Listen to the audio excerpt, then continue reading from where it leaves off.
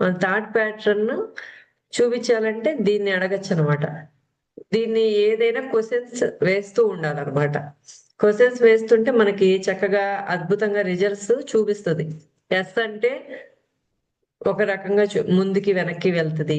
No అంటే ఇట్లా అడ్డంగా అటు ఇటు తిరుగుద్ది. ఒకసారి మీరు క్వశ్చన్స్ అడగండి.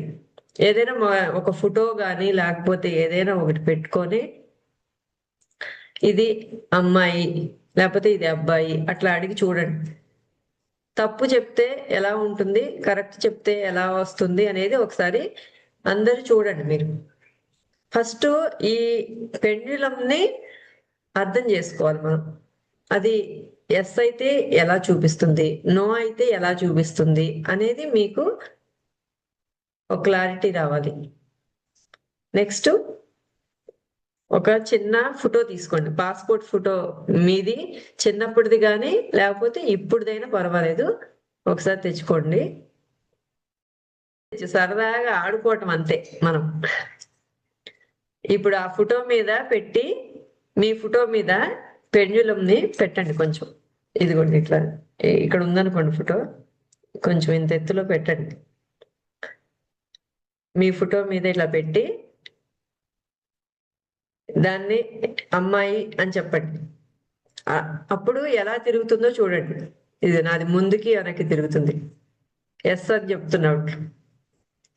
ఓకే, దీనికి ఒక పేరు కూడా పెట్టుకోండి. మన పెండ్యులంకి మీ ఒక ముద్దు పేరు ఏదో ఒకటి పెట్టుకోండి. ఒక్కొక్కళ్ళు ఒక్కొక్క పేరు మీ ఇష్టం. ప్రతిరోజు దాన్ని ఆ పేరుతోనే పిలవండి. ఓకేనా? ఓకే, ఒక తల్లి ఇది అబ్బాయి. ఇదిగో చూడండి, చూస్తున్నారా? నేను అబ్బాయి అని చెప్పాను, అప్పుడు అడ్డంగా తిప్పుతుంది చూడండి. ఇందాక అమ్మాయి అన్నప్పుడు నిలువుగా తిరిగింది, నిలువుగా ఊపింది, ఇట్లా ఊపింది. ఇప్పుడు నేనేం చెయ్యట్లా, అదే తిరుగుతుంది. నేను ఇలాగ ఊరినలాగా పెట్టే అంతే,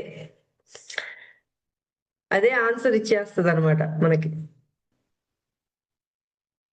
మీకు కూడా ఫీల్ అవుతున్నారా అట్లా?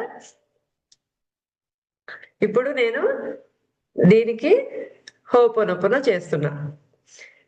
నేను నా పేరుతో నేను చెప్పుకుంటున్నా, dear Lakshmi, I'm sorry, please forgive me. చూడండి, ఐఎమ్ సారీ అనగానే రౌండ్ గా తిరుగుతుంది చూడండి.